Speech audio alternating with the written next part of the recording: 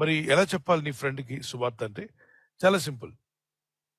నీవు నీ పక్కన కూర్చొని ఇద్దరు ప్రయాణం చేస్తున్నారు. తానేదో అడుగుతుంది నువ్వేం చేస్తున్నావు? నువ్వేం చేస్తున్నావు అని. నాకు గుడ్ న్యూస్ ఉంది చెప్పమంటావా అని. ఏంటి గుడ్ న్యూస్ అంటే మనుషులందరూ ఏదో ఒక రోజున ఈ లోకాన్ని వదిలిపెట్టి వెళ్ళాల్సిందే కదా! అవును దాని గురించి ఎందుకు మాట్లాడుతున్నావు అంటే, అంటే ఆత్మలోకంలో మనందరిలో ఆత్మ అనేది ఉంది. నీలో ఆత్మ ఉందని నమ్ముచున్నావా? యెస్ నమ్ముతున్నా అంటే మనిషిలో శరీరము, ఆత్మ, మనస్సు మూడున్నాయి. ఈ మూడిట్లో ఆత్మకు రక్షణ కావాలి. మనం శరీరం ద్వారా మనసు ద్వారా చేసిన ప్రతి దోషము అవి ఎక్కడికో వెళ్ళిపోవట్లేదు. అవి వెళ్ళి మన హార్డ్ డిస్క్ లో అంటే ఆత్మలో కూర్చుంటున్నాయి. ఆత్మలు అన్ని కూడా అంటుకుపోతున్నాయి. ఈ పాప మరకలతో అంటుకున్న ఆత్మ మోక్షానికి వెళ్ళడానికి వీలు పడదు కాబట్టి మనకు విడుదల కొరకు యేసు రక్షకుడు రక్తం కాల్చి ప్రాణం పెట్టాడు. ఆయన ఎందుకు విశ్వాసం ఉంచితే తప్పక నీకు రక్షణ కలుగుతుంది. నాకు కలిగిన రక్షణ వార్త నేను నీకు చెప్తున్నాను అన్నప్పుడు కొందరు ఈజీగా తీసుకుంటారు, కొంతమంది దాన్ని వ్యతిరేకంగా తీసుకుంటారు, కొందరు రకరకాలుగా తీసుకోవచ్చు. దానికి నీ అభ్యంతరం లేదు. నీ చెప్పాల్సిన సువార్త నువ్వు చెప్పావు. ఓకే. 2 రోజులు ఎంత అని అడుగు, 4 అని చెప్తారు. మన దేశంలో 2 రోజులు 4, చైనాలో 2 రోజులు 4, అమెరికాలో 2 రోజులు 4, జపాన్ లో మీరు చెప్పండి 4. అంటే సత్యము అందరికీ ఒకటే, లెక్క అందరికీ ఒకటే. లెక్క మారదు. వస్త్రాలు మారొచ్చు, ఆహారపు అలవాట్లు మారొచ్చు, మరి భాష మారొచ్చు, ప్రాంతం మారొచ్చు, కానీ లెక్క మాత్రం అందరికీ ఒకటే. అమెరికా వెళ్ళినా, జపాన్ వెళ్ళినా, జర్మనీ వెళ్ళినా, మరి యుఎస్ వెళ్ళినా, ఆస్ట్రేలియా ఎక్కడికి వెళ్ళినా వెళ్ళు, లెక్క మాత్రం మారదు. తిండి మారుతుంది, మరి అన్ని రకాల మార్పులు వస్తున్నాయి, లెక్క మాత్రం మారదు. ఎందుకని మారదంటే లెక్క అది దట్స్ ఇట్, అది ట్రూత్. ఇక దాన్ని మార్చడానికి అవుతుంది, అది ఫ్యాక్ట్ అనమాట.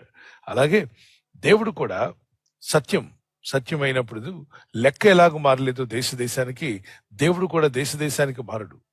అందరికీ ఒకే దేవుడు ఉన్నాడు, అందరినీ ఆయన ప్రేమిస్తున్నాడు అన్నప్పుడు వాళ్ళకి కోపం రావచ్చు, మా దేవుళ్ళు ఏమయ్యారని.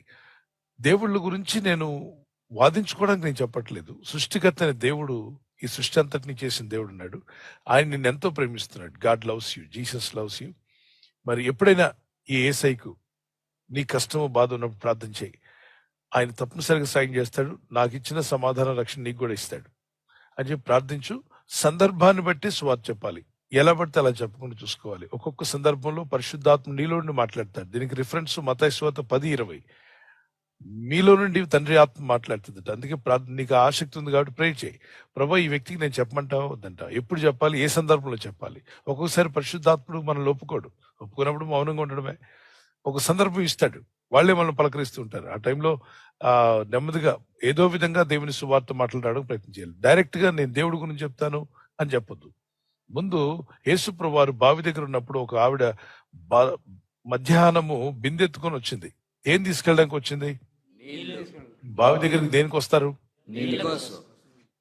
నీళ్ళ కోసం వస్తే యేసు ప్రభువారు నీకు రక్షణ కావాలా, ప్రయాసపడి భారం వస్తున్నావా, నా ఎద్దుకు రమ్మని ఆ మాటలేం అనలా యేసయ్య. ఓ పాపి నువ్వు మారు మనసు పొందు అనలేదు, నీకు పరలోకం ఇస్తాను అనలా. యేసు ప్రభు ఆమె వచ్చిన సందర్భం నీళ్ల కోసం వచ్చిందని తెలిసి నీళ్ల గురించే మాట్లాడాడు యేసయ్య. అమ్మా నువ్వు నీళ్లు తాగడానికి, నీళ్లు తోడుకోవడానికి వచ్చావు, ఆ నీళ్ళ గురించి ఒక చెప్తున్నాను. నీ నీళ్లు నీకు దాహం తీర్చవు, కానీ నేనిచ్చే నీళ్లు నీకు దాహం తీరుస్తాయి. అవునా? మీరిచ్చే నీళ్ళు నాకు దాహం తీరుస్తాయి. అయితే మాటికి బావి యుద్ధకు రాకుండా ఉండడానికి ఆ నీళ్ళేదో నాకు ఇవ్వచ్చుగా అని చెప్పింది. ఈ సందర్భం అంతా యోహాను సువార్త 4:14 నుండి చదువుకోమా. నీటి దగ్గరకు వచ్చిన ఆవిడకు నీటిల గురించే ప్రభు మాట్లాడడం ప్రారంభించి, ఆ నీళ్లు నాకు ఇమ్మని అడిగినప్పుడు ఆ నీళ్లు ఇస్తాను కానీ మొట్టమొదటిగా నీ భర్తను తీసుకురమ్మని అడిగితే, మా భర్త నాకు పెళ్లి కాలేదని చెప్పడం. ఆ తర్వాత ఆమె రహస్య జీవితాన్ని ప్రభు బయలుపరచడం. దానికి ఆమె నువ్వు మామూలు వ్యక్తివి కాదు, ఒక మనిషివి కాదు, నువ్వు ప్రవక్తవి, నువ్వు మెస్సయ్య అని చెప్పి ఆమె మోకరించి తన దోషాలు ఒప్పుకోవడం. అప్పుడు రక్షణానందం కలగడం. ఆమె పరిగెత్తుకుంటూ ఊర్లోకి వెళ్ళి వాళ్ళందరినీ తీసుకొచ్చింది, ఊరు వాళ్ళందరినీ. ఈ రక్షకుడు నేను మెస్సయ్యని చూశాను రమ్మని చెప్పి. సో ఆమెను బట్టి అందరూ రక్షణ వార్తను పొందుకున్నారు. సందర్భం నీళ్ల గురించే ప్రభు స్టార్ట్ చేశాడు. ఓకే నాన్న, దేవుడు నీకు ఆ జ్ఞానం ఇస్తాడు నాన్న. మత్తయి 10:20 ప్రకారంగా ప్రే చేసుకో. Okay, God bless you. బాగా చదువుకో, మంచి మార్కులు తెచ్చుకో, గొడవలు